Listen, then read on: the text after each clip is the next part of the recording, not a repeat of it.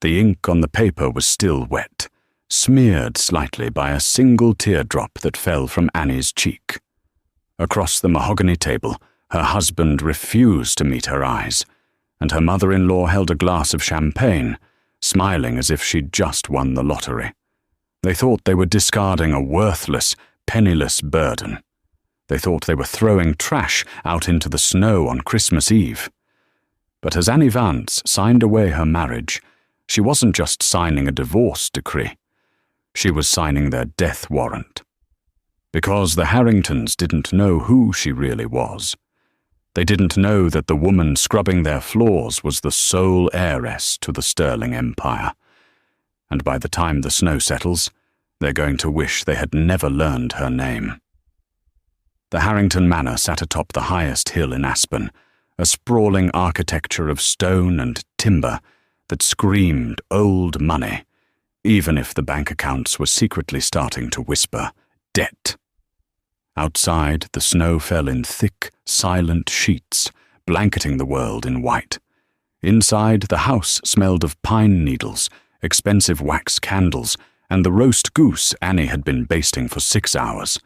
Annie Vance, or Annie Harrington, for the next few hours at least, wiped a sheen of sweat from her forehead with the back of her wrist.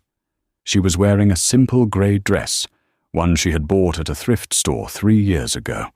It was the only thing she felt comfortable in while navigating the industrial-sized kitchen. "Is it done yet?" The voice cut through the warmth of the oven like an icicle. Annie turned to see Chloe, her sister-in-law, leaning against the doorframe. Chloe was clad in a sequined red dress that cost more than the car Annie drove. She held a flute of Prosecco, looking at Annie with a mixture of boredom and disgust. "Almost, Chloe," Annie said softly, her voice hoarse.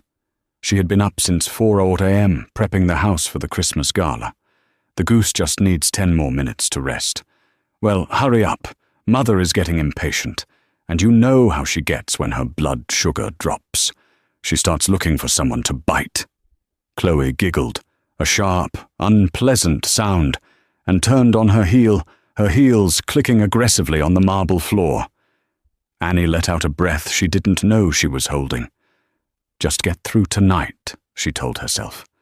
Just get through Christmas, and maybe Liam will finally stand up for me. She looked at the small framed photo on the kitchen counter.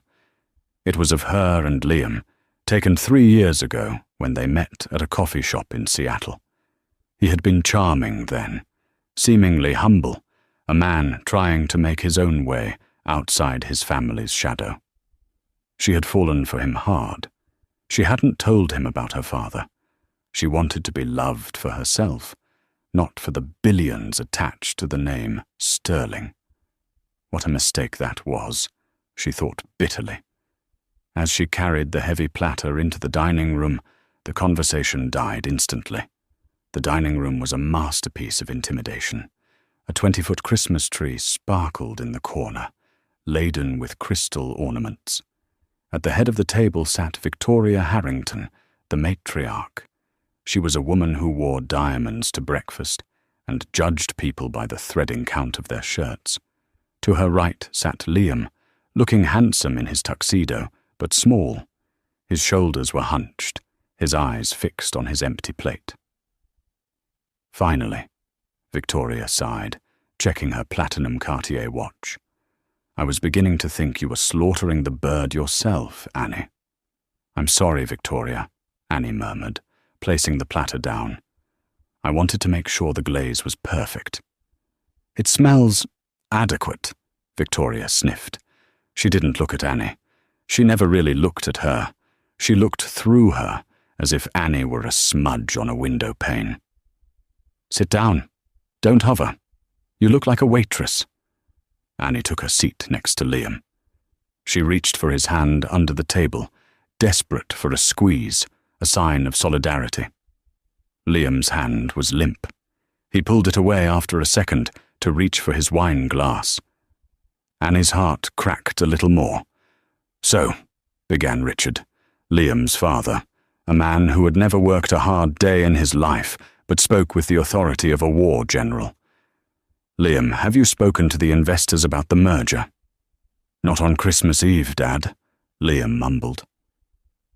Business waits for no one, Victoria interjected, slicing into the goose with surgical precision, especially not when the family legacy is at stake. We need capital, Liam, and we need it fast. If you had married wisely, perhaps we wouldn't be in this position.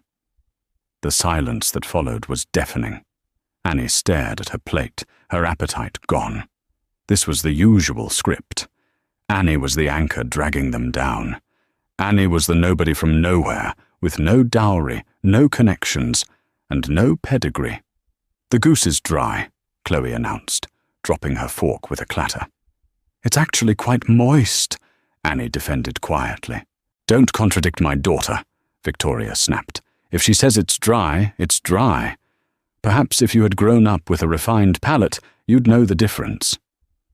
Annie looked at Liam. Liam? Is it dry? Liam looked at his mother, then at his sister, and finally, briefly, at his wife. The fear in his eyes was pathetic. It's a little overdone, Elle. The betrayal stung more than the insults. Annie nodded slowly, swallowing the lump in her throat. I'll do better next time. There won't be a next time, Victoria said, her voice dropping an octave. It wasn't a shout, it was a purr. A dangerous, lethal purr. Annie looked up. Excuse me. Victoria wiped her mouth with a linen napkin and placed it gently on the table. She reached under her chair and pulled out a sleek, black leather portfolio. She slid it across the polished mahogany surface. It stopped inches from Annie's plate, knocking over a crystal salt shaker. Merry Christmas, darling, Victoria said, a cruel smile stretching her red lips. Open it. Annie's hands trembled as she reached for the folder. The room was silent. Even the crackling fire seemed to hold its breath. She opened the cover. Petition for dissolution of marriage. The words swam before her eyes. Divorce, Annie whispered. She looked at Liam. Liam, what is this? Liam took a large gulp of wine, emptying the glass. It's for the best, Annie. We're from different worlds. Different worlds? Annie stood up, the chair scraping loudly against the floor. Liam, I have scrubbed your floors. I have nursed you when you were sick. I have put up with her. She pointed a shaking finger at Victoria, treating me like a dog for 3 years. Because I loved you. And that was your mistake, Victoria said calmly. Love doesn't pay the bills, Annie. And frankly, you're an embarrassment. Look at you. You wear rags. You have no etiquette. You bring nothing to this table but mediocrity. I bring loyalty, Annie cried, tears spilling over. I bring a home. We have maids for that, Chloe sneered. Victoria leaned forward, her eyes hard as diamonds.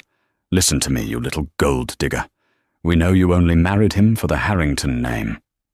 Well, the ride is over.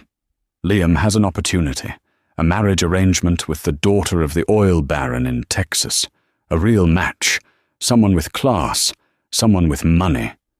Annie felt like she had been punched in the gut. You're trading me like a used car. We're upgrading, Victoria corrected. Now sign the papers. We've been generous.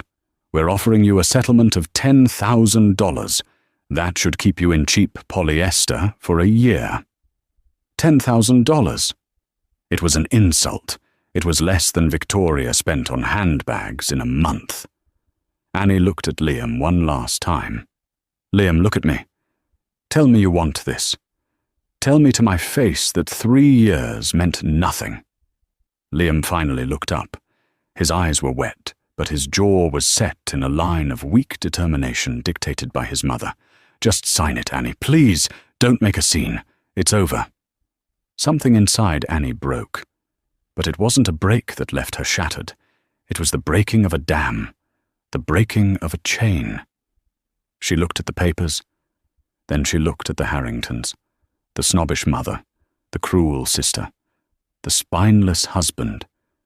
She suddenly saw them not as her family, but as small, petty, desperate people clinging to a fading illusion of grandeur. She thought of her father, Arthur Sterling, the man who owned airlines, tech conglomerates, and half of Manhattan, the man who had begged her to let him buy her a castle, whom she had silenced because she wanted a normal life. She reached into her pocket. She didn't use the expensive Mont Blanc pen Liam offered her. She pulled out a cheap blue ballpoint pen she used for grocery lists. "You want me to sign?" Annie asked, her voice steadying. The tears stopped, her posture straightened. "Yes," Victoria hissed. "And then get out of my house." "With pleasure." Annie flipped to the signature page. She slashed her name across the line. Annie Vance. She pushed the papers back. "What about the settlement?" Victoria asked, raising an eyebrow. "You didn't sign the receipt for the check." Annie stood up, smoothing down her simple grey dress. She looked at the check for $10,000 lying on the table. She picked it up. The room watched, expecting her to pocket it desperately. Annie ripped the check in half, then in quarters. She let the confetti pieces rain down onto the half-eaten goose. "You can keep your money," Annie said, her voice ice-cold. "You're going to need it more than I will." "Ungrateful wretch!" Victoria stood up, outraged. "Get out! Get out before I call security." "I'm going," Annie said. She turned to Liam. "Goodbye, Liam. I hope she's worth it." She walked out of the dining room, the silence heavy behind her. She didn't go upstairs to pack a bag. She didn't take a coat. She walked straight to the heavy oak front doors. As she opened them, the blizzard roared, wind whipping snow into the foyer. "You'll die out there," Chloe called out mockingly.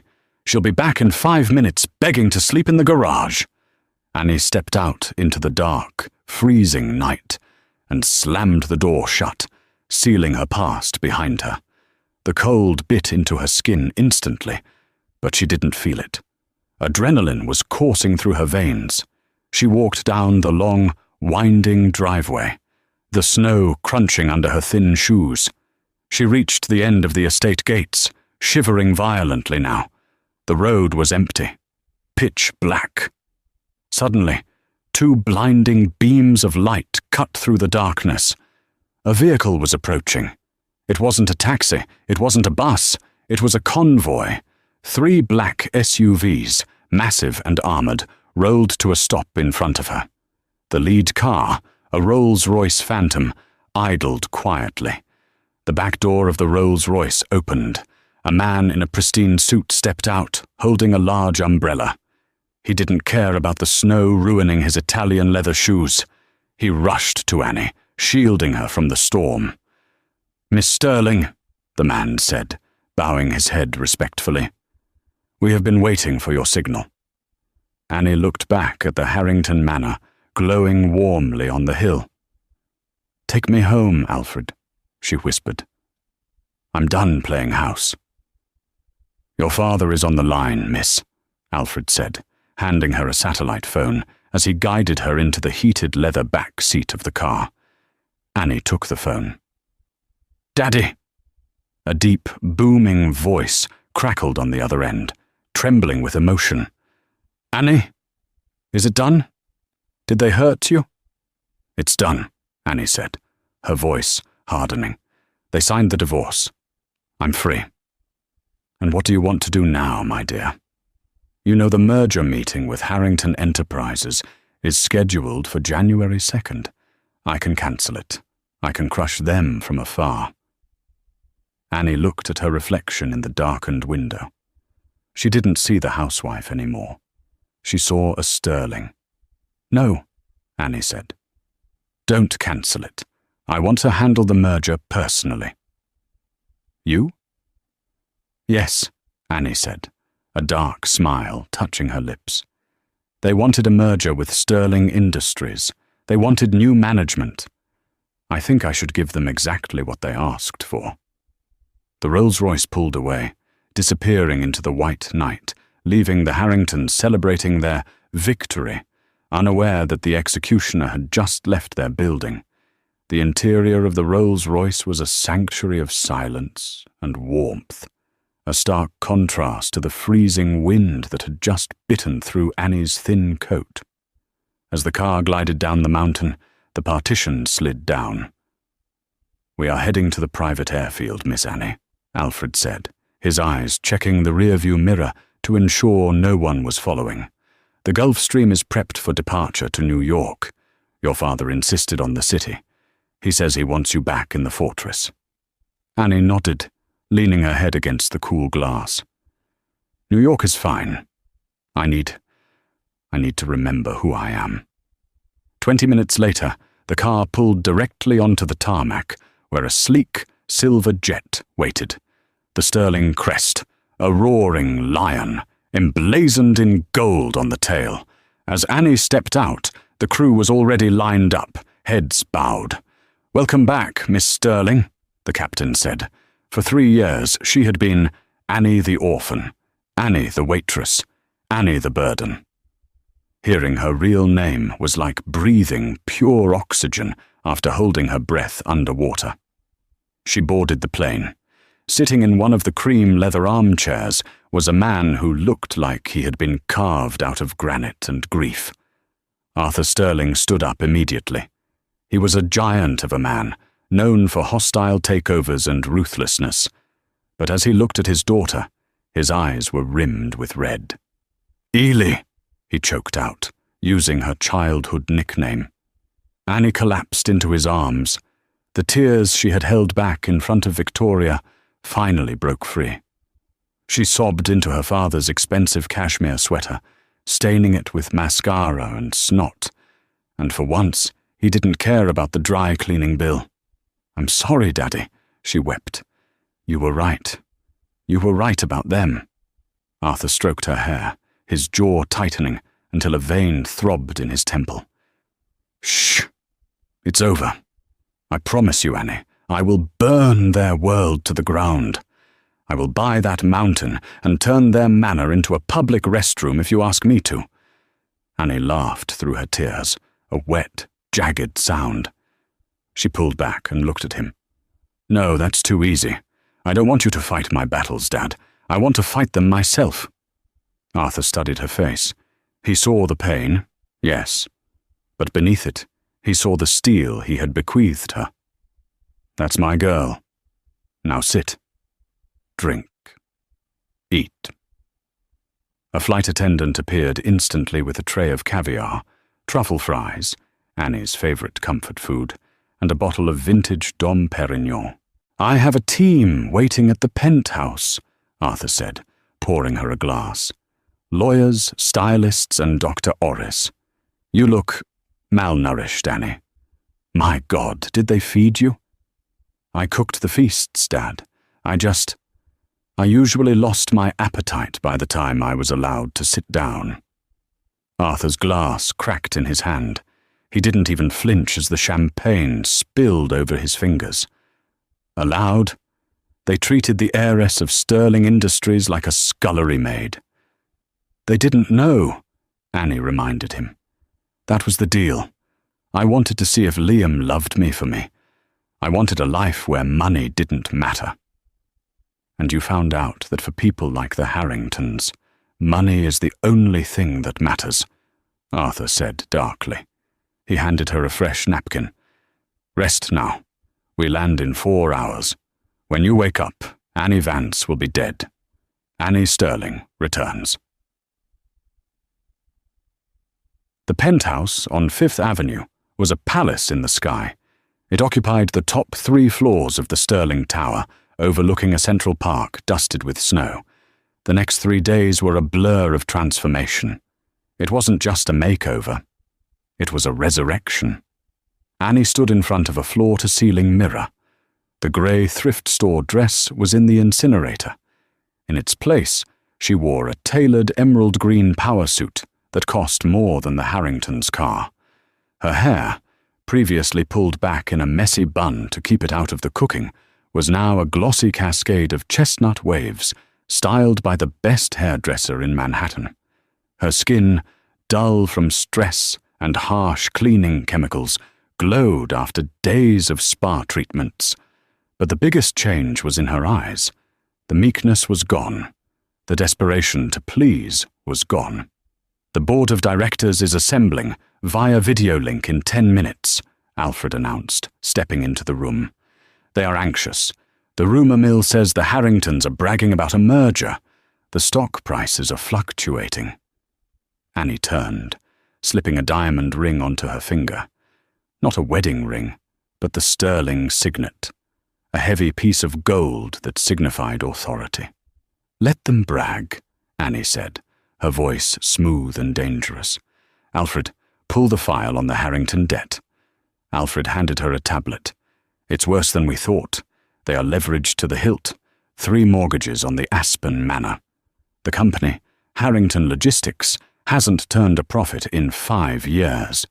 They are surviving on credit and the reputation of Liam's grandfather. The bank is set to foreclose on January 15th unless they secure a massive injection of capital, which they think they are getting from us on January 2nd, Annie mused, scrolling through the red numbers. "Correct.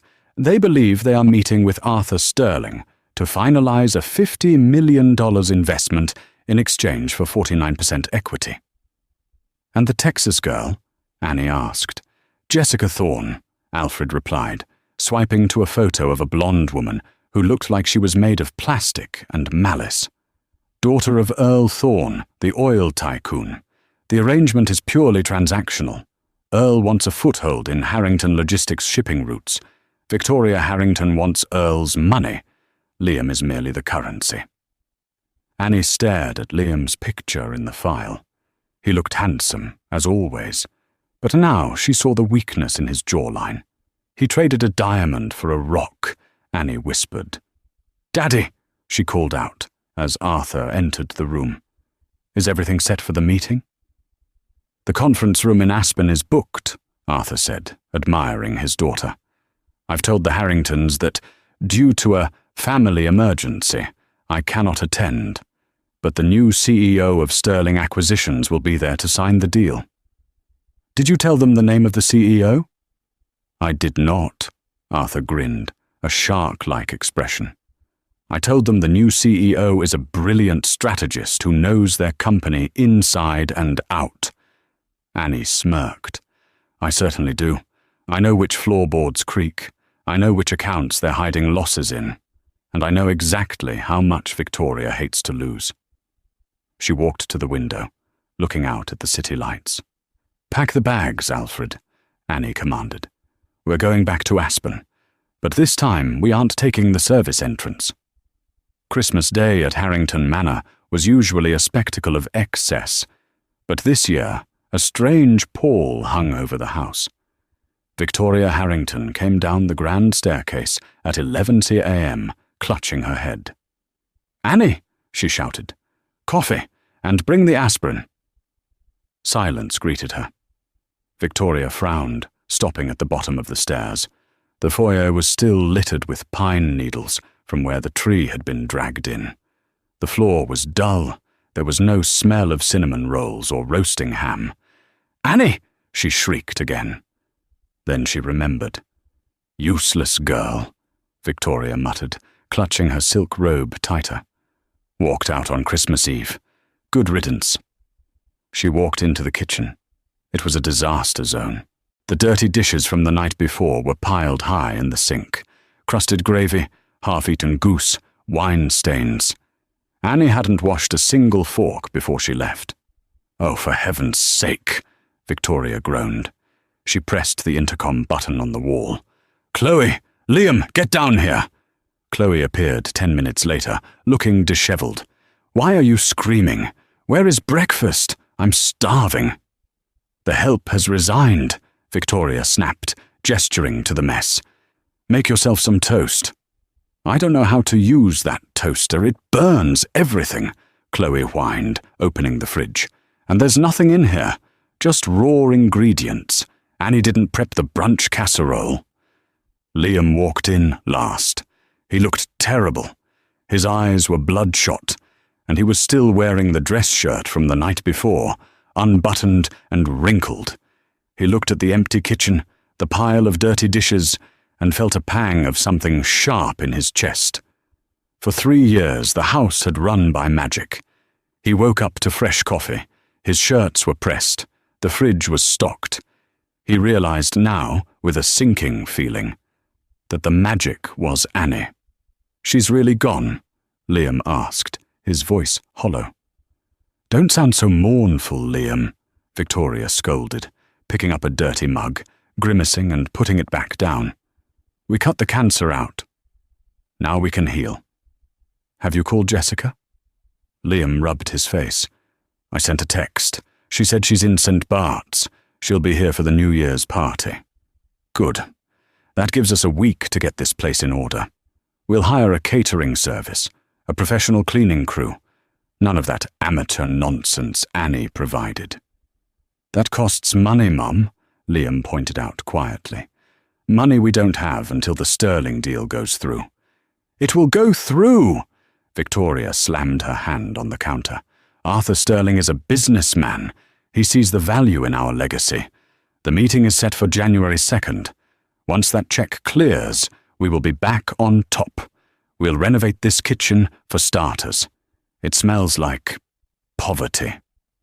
The phone on the wall rang. It was the landline, the one only creditors used. Victoria stared at it. "Liam, answer that." Liam picked it up. "Hello, Harrington residence." He listened for a moment, his face paling. "Yes, I understand. But, look, we have a major liquidity event happening on the 2nd. Can you just hold off the proceedings until—" "Hello?" He hung up. "Well?" Victoria demanded. "That was the bank," Liam said, his voice trembling. "They're initiating foreclosure. They're freezing the company accounts on the 5th if we don't make the balloon payment." "The 5th?" Victoria exhaled. "That's fine. The meeting is the 2nd. We'll have the Sterling money by then. We just have to survive 1 week." Chloe looked around the messy kitchen. "So, who is going to clean this up? I'm not touching that grease." "Leave it," Victoria commanded. "We'll eat out. Put it on the credit card." "The cards are maxed, Mom," Liam reminded her. Victoria's eyes flashed with fury. "Then sell something. Sell Annie's old junk. She must have left something of value." Liam thought of the small closet in the guest room, where Annie slept when his mother was particularly cruel. He walked upstairs, leaving his mother and sister arguing over who would scrub the pots. He entered the room Annie had used. It was empty. The bed was made perfectly. Habit, he supposed. The closet was open. It was bare. She had taken nothing because she had nothing, just the cheap clothes on her back. But on the nightstand, he saw something. It was the silver locket he had given her for their first anniversary. It was cheap silver, bought from a street vendor, but Annie had worn it every day. She said it was her most possessive treasure. She had left it behind. Liam picked it up. It felt cold in his hand. He opened it. The picture of him inside had been removed. "She really hates us," he whispered to the empty room. "Liam!" Chloe's voice screeched from downstairs. "The courier is here. It's a package from Sterling Industries." Liam dropped the locket and ran downstairs. A courier in a sharp blue uniform was handing a thick envelope to Victoria. She tore it open with greedy fingers. "It's the confirmation," she breathed, scanning the document.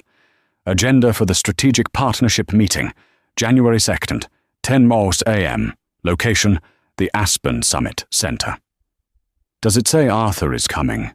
Liam asked. Victoria squinted at the fine print. It says, "Representing Sterling Industries, the office of the CEO." And here? Oh, this is interesting. Please be advised that the new Chief Executive Officer will be conducting the due diligence personally. New CEO? Liam frowned. Arthur retired? Who cares? Chloe interrupted. New CEO means new blood, probably some young shark looking to make a name for himself. We can charm him. I'll wear the blue dress. Victoria smiled, clutching the paper like a lifeline. Exactly. This is better. Arthur is an old dinosaur. A new CEO will be easier to manipulate. We'll dazzle him with the Harrington history. We'll host a dinner here the night before. We can't host here, Mum, Liam said, gesturing to the mess. We have no staff. Fine. Victoria waved a hand. We'll meet him at the Summit Center. We will walk in there like royalty, Liam. You need to look successful. Shave. Get a haircut. We are not begging for money. We are offering them a privilege. She looked out the window at the snow-covered driveway. Annie thought she would ruin our Christmas, Victoria sneered, but she just cleared the way for our greatest triumph. By next week we'll be richer than we've ever been, and she'll be freezing on a street corner somewhere. Liam nodded, forcing a smile he didn't feel. But as he looked at the Sterling Industries logo on the letterhead, a roaring lion, he couldn't shake the feeling that the lion was looking right at him. And it looked hungry. January 1st in Aspen was a parade of fur coats, designer skis, and champagne hangovers. The town was buzzing with the wealthy elite, but inside the Harrington Manor, the mood was frantic. "This dress is hideous," Chloe screamed, throwing a pile of silk onto the floor of her bedroom. "I can't wear last season's Prada to meet the CEO of Sterling Industries. I look like a pauper." Victoria stood in the doorway, a glass of scotch in her hand, despite it being only noon. "Stop whining, Chloe. It's black. It's slimming. Just put on the diamond choker. It distracts from the neckline." "I pawned the choker, Mother," Chloe shrieked. "Remember, to pay for the catering deposit for the New Year's party nobody came to?" The silence that followed was heavy. The New Year's Eve party had been a disaster. The invitations had been sent, but the RSVP list had remained embarrassingly empty. Rumors of the Harrington financial troubles had begun to circulate in the valley. The sharks smelled blood. And in Aspen, if you were bleeding, you were socially quarantined. "It doesn't matter," Victoria said, her voice tight. "Tomorrow changes everything. Once we sign the deal, we'll buy you 10 new chokers. We'll buy the jewelry store. Now get dressed. We need to go over the pitch deck one last time." Downstairs, Liam sat at the dining table, the same table where he had watched his wife sign the divorce papers a week ago. He was staring at the financial reports. They were doctored, heavily. "Mum," Liam said as Victoria entered, "we can't show them these numbers. This projects a 20% growth in logistics. We're actually down 15%. If they audit us..." "They won't audit us until after the check clears." Victoria dismissed him, pouring another drink. "Stop being such a coward, Liam. You're selling a vision, not a math problem. The new CEO is likely some corporate ladder climber looking for a quick win to impress Arthur Sterling. We give him a win. We give him the Harrington name." "I checked the guest list for the St. Regis," Liam muttered. "The entire top floor has been rented out to Sterling Holdings. Security is tighter than the Pentagon. I couldn't even get a name for the CEO." "Good," Victoria smiled. "That means he's important, and important men have egos. We just need to stroke it." Meanwhile, in the presidential suite of the St. Regis Aspen, Annie Sterling stood on the balcony, looking down at the town that had been her prison for 3 years.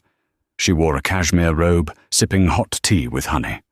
Behind her, the suite was a hive of activity.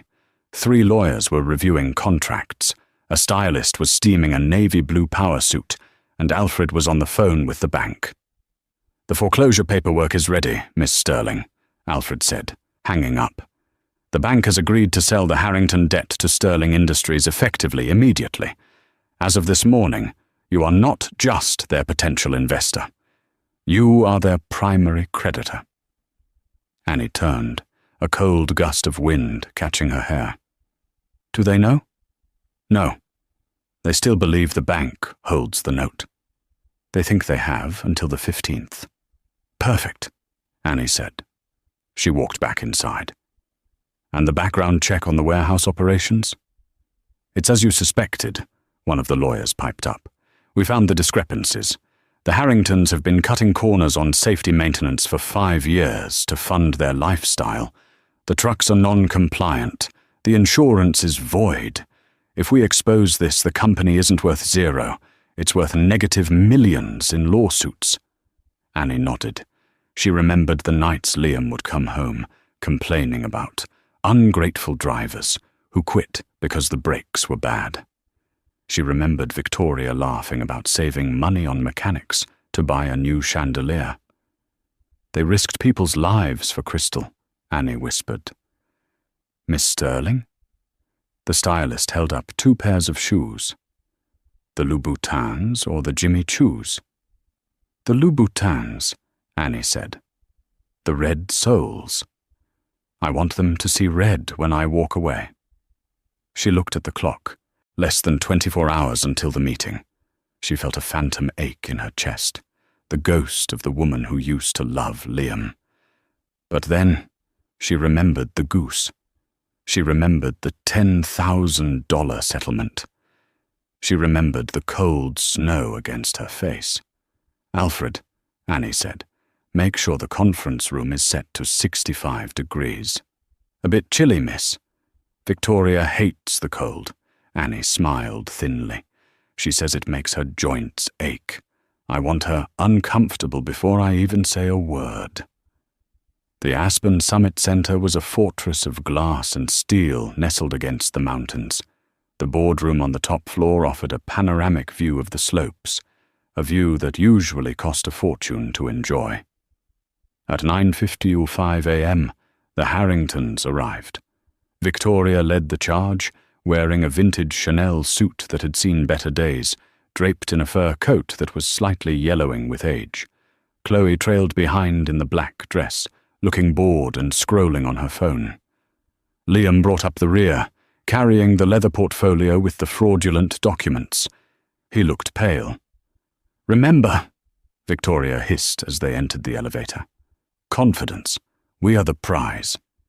They stepped off the elevator and were greeted by a receptionist who didn't smile. Harrington party? Conference room B. Room B? Victoria scoffed. We usually meet in the executive suite. Room B, the receptionist repeated, not looking up. They walked down the hall. Room B was impressive, but stark. A long glass table, 12 leather chairs, and a thermostat set to a crisp 65 degrees. It's freezing in here, Victoria complained immediately, wrapping her fur tighter. Liam, call someone to fix the heat. Let's just sit, Mum, Liam said, taking a seat on one side of the table. They waited. 10:00 a.m. came and went. 10:05. 10 to 10. This is unacceptable, Chloe groaned. I could be skiing. Patience, Victoria snapped, though her foot was tapping nervously. Power play. He's making us wait to assert dominance. Classic. At 10:15 a.m., the heavy double doors opened. The Harringtons stood up, pasting smiles onto their faces. Arthur Sterling did not walk in. Instead, 6 men in dark suits filed in, lawyers and accountants, taking seats along the back wall. They opened laptops in unison. Then, Alfred walked in. He stood by the door and announced, "The CEO of Sterling Industries." Victoria smoothed her skirt, ready to unleash her charm on the gentleman. A woman walked in. She was wearing a navy blue suit that was tailored to perfection, hugging a silhouette that was both feminine and formidable.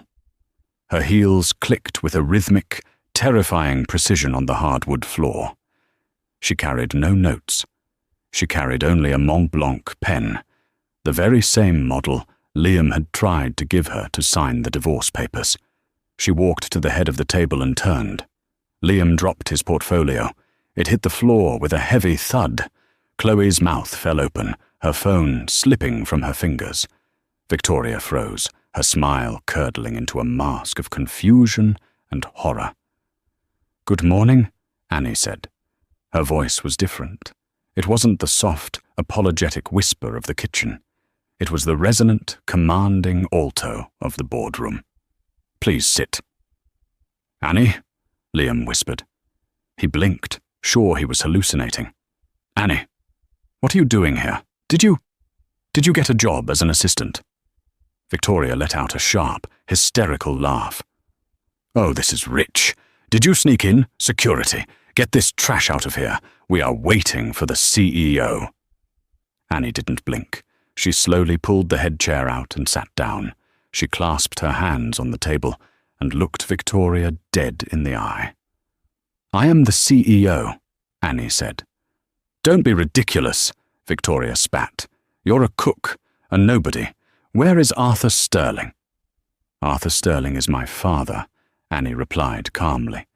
The silence that sucked the air out of the room was absolute. It was the sound of 3 worlds collapsing simultaneously. "No," Victoria whispered. "No, that's impossible. You're Annie Vance. You're from nowhere." "I am Annie Sterling," she corrected. "I used my mother's maiden name, Vance, because I wanted to see if I could find people who loved me for who I was, not what I had. Imagine my disappointment when I found you." Liam sank into his chair, his face turning a sickly shade of grey. "Sterling? The billions? The empire? You—" He looked at her, really looked at her, and saw the intelligence he had ignored, the grace he had mistaken for subservience. "I was married to the heiress of Sterling Industries?" "You were," Annie said, "until you traded me for a merger that doesn't exist." "Doesn't exist?" Chloe squeaked. "Let's get to business," Annie said, signaling to one of the lawyers. The lawyer slid a document across the table to Liam. "This is the proposal you sent over," Annie said. "You claim Harrington Logistics has assets worth $40 million. However, my team conducted a silent audit last night." She signaled again. Another document slid across. "Your trucks are death traps, your warehouses are mortgaged thrice over, and your exclusive contracts expired 6 months ago. You aren't insolvent, Liam. You are criminally liable." "We can explain," Liam stammered, sweat beading on his forehead. "It's a cash flow issue." "It's fraud," Annie said, "and usually this is the part where I would walk away and let the SEC handle you. But—" She paused, a small, cruel smile playing on her lips. "I have a personal interest in this asset." Victoria found her voice. She stood up, trembling with rage and humiliation. You tricked us. You lied to us for 3 years. This is entrapment."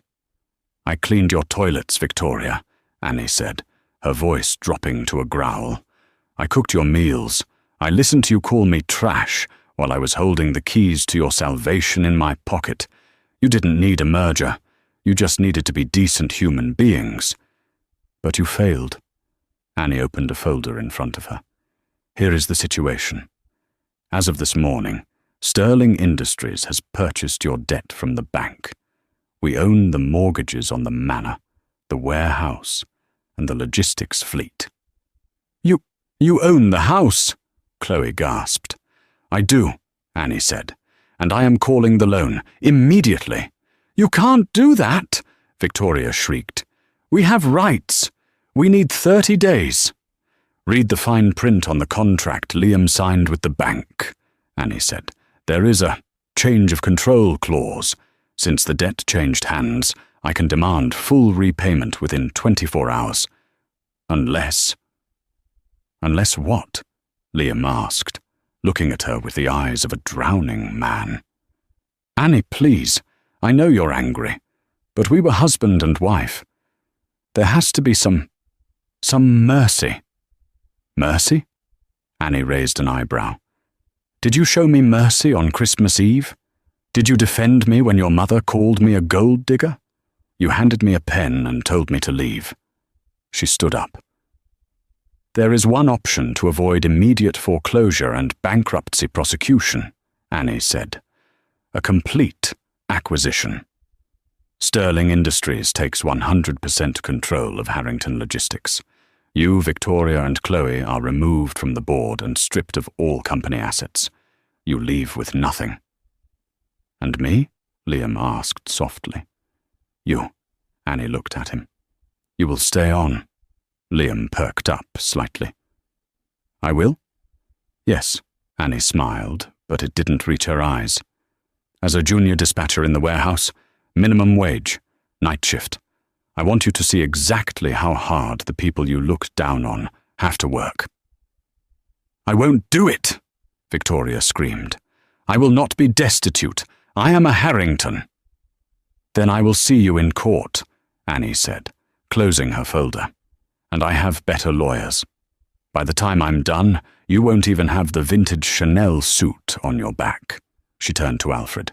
Meeting adjourned. Annie turned and walked toward the door. The sound of her heels was the only sound in the room until Liam spoke. Annie, he called out. Do you still love me? Annie stopped at the door. She didn't turn around. I loved the man I thought you were, Liam. But that man never existed. She walked out, leaving the door open. The cold draft from the hallway rushed in, chilling the Harringtons to the bone. The walk from the conference room to the lobby of the Summit Centre was the longest mile of Victoria Harrington's life. Every step felt heavy, as if gravity had suddenly increased specifically for her. This is a bluff, Victoria muttered, her hands shaking so violently she could barely hold her purse. It has to be a bluff. Arthur Sterling wouldn't let his daughter be a maid. It's a sick joke. She stopped in the middle of the lobby and pulled out her phone. I'm calling Earl Thorne. Jessica will fix this. The Thorne family has money that rivals the Sterlings. If we secure the marriage now, Earl will pay off the debt. She dialed with frantic fingers. Liam leaned against a pillar, staring at the floor, his mind replaying the moment Annie walked in. The blue suit. The power. The way she hadn't looked at him with love, but with pity. Earl! Victoria shouted into the phone. Thank God. Listen, we have a slight complication with the liquidity. We need to expedite the engagement announcement. We need the dowry up front. She paused, listening. Her face went from pale to ghostly white. What do you mean you heard? She whispered. Who told you? She listened again. You're pulling the deal. But Jessica loves Liam. A pause. She says he's damaged goods? Earl, don't you dare hang up on me. I am Victoria Harring. The line went dead. Victoria lowered the phone slowly. They know, she croaked. Jessica posted a status update 5 minutes ago. Single and avoiding toxic drama. Earl was on the golf course with Arthur Sterling this morning. Arthur told him everything. It's over, Liam said, sliding down the pillar to sit on the cold marble floor. It's actually over. No, Victoria screamed, drawing stares from the lobby staff. We go back to the manor. We barricade the doors. Possession is 9/10 of the law. They rushed back to the manor, driving recklessly through the icy streets. But when they arrived at the iron gates, they were already open. 2 large moving trucks were parked in the driveway. Standing on the porch was Alfred, holding a clipboard. Beside him were 2 sheriff's deputies. What is the meaning of this? Victoria shrieked, jumping out of the car. Get off my property. It is not your property, Mrs. Harrington, Alfred said calmly. The deed transfer was recorded electronically an hour ago. You are trespassing on Sterling Industries corporate housing. I have nowhere to go, Chloe wailed, seeing movers carrying out her collection of designer handbags. Hey, be careful with that Birkin. Actually, Alfred interjected, signaling the mover to stop. The personal items audit shows that these bags were purchased using the corporate credit card of Harrington Logistics. Therefore, they are company property. They will be auctioned to recoup losses." "You can't take my clothes," Chloe screamed. "We are leaving you with 1 suitcase each of personal essentials," Alfred said. "Clothing, toiletries, and sentimental items that do not have significant monetary value. Everything else, jewelry, art, vehicles, electronics, stays." Victoria tried to push past a deputy to get into the house. "My diamonds! My mother's pearls!" The deputy blocked her path. "Mum, step back or I will place you under arrest for disorderly conduct." Liam walked past his screaming mother and sister. He approached Alfred. "Where is she?" Liam asked quietly. "Miss Sterling has returned to New York," Alfred said, his voice icy. "She has work to do." Did she leave a message?" Alfred looked at Liam with a mixture of professional detachment and personal disdain. "She said that your shift starts tomorrow at 6 p.m. Supervisor Miller is expecting you. Wear steel-toed boots. You'll have to buy them yourself." Liam looked at the house. He saw the window of the kitchen where Annie had spent hours cooking for them. He saw the living room where he had ignored her to watch TV. "Okay," Liam whispered. "Liam!" Victoria grabbed his arm. "Do something. Fight them." "Fight with what, Mom?" Liam shook her off. "We have nothing. You spent it all. You treated her like garbage, and you dragged me down with you. I did it for this family." "You destroyed this family," Liam said. "Annie was the only real thing we had, and we threw her away." As the sun set over Aspen, the Harringtons stood at the end of the driveway with 3 suitcases and a profound silence. The locks were changed. The lights inside, lights Annie used to turn on to make the house feel welcoming, were extinguished, leaving the manor a dark silhouette against the indifferent mountains. 6 months later, the warehouse of Sterling Harrington Logistics was a deafening symphony of conveyor belts, forklifts, and shouting voices. It was one of the most efficient distribution hubs in the Midwest, having been completely overhauled, safety-checked, and modernized. At the loading dock, a man in a stained orange vest was sweating through his shirt. He heaved a heavy box labeled Fragile onto a pallet. "Pick up the pace, Harrington," a supervisor yelled. "Truck 4 leaves in 10 minutes. I'm going," Liam grunted, wiping grease from his forehead. His back ached. His hands were blistered and calloused. He lived in a small studio apartment above a laundromat, a far cry from the manor.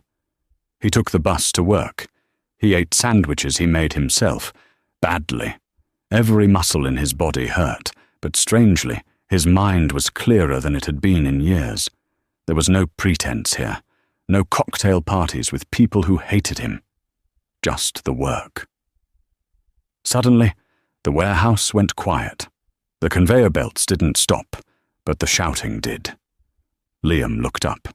Walking down the center aisle, flanked by executives in hard hats, was Annie. She looked radiant. She wore a white hard hat over her chestnut hair, a tailored blazer, and jeans. She was laughing at something the warehouse manager said. She looked healthy, vibrant, and powerful. She stopped at a station a few feet away from Liam to inspect a shipping manifest. Liam froze. He wanted to hide behind the pallet, but his feet were rooted to the spot. He looked at her, and he saw the ring on her finger. Not the sterling signet this time, but a simple, elegant band on her right hand, a symbol of independence. Annie looked up. Her eyes scanned the floor and landed on him. For a moment, time stopped. Liam waited for the anger. He waited for her to mock him, to point him out to her executives and laugh at the fallen prince. But she didn't. Her expression softened just a fraction. It wasn't forgiveness, but it was an acknowledgement. She saw the sweat on his brow. She saw the calluses. She saw that he was finally, for the first time in his life, earning his keep. She gave him a single curt nod, a nod of respect for the worker, not the man. Then she turned back to the manager. The efficiency ratings are up 15%. Good work. Let's authorize the bonus for the floor staff. A cheer went up from the workers. Bonuses for everyone, Annie announced, her voice carrying over the machinery. You've all worked hard.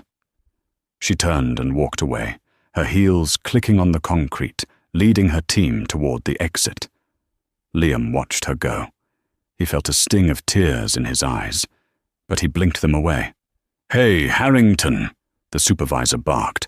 Stop daydreaming. That truck isn't going to load itself.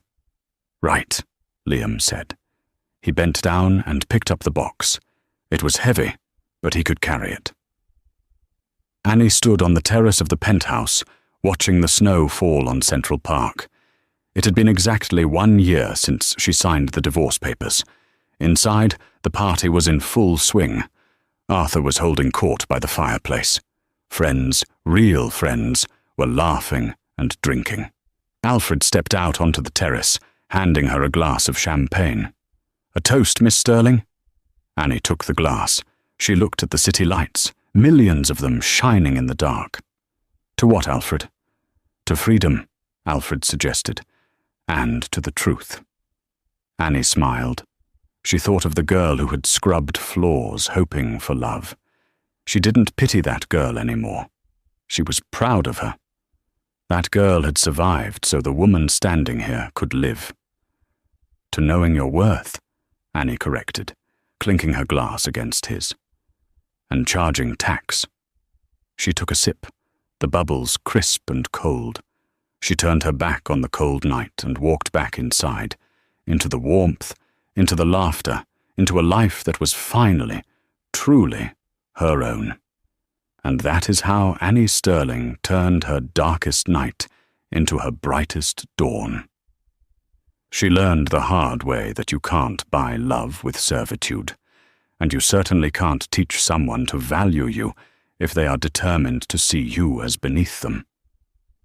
The Harringtons learned that arrogance is a loan with a very high interest rate, and eventually life comes to collect.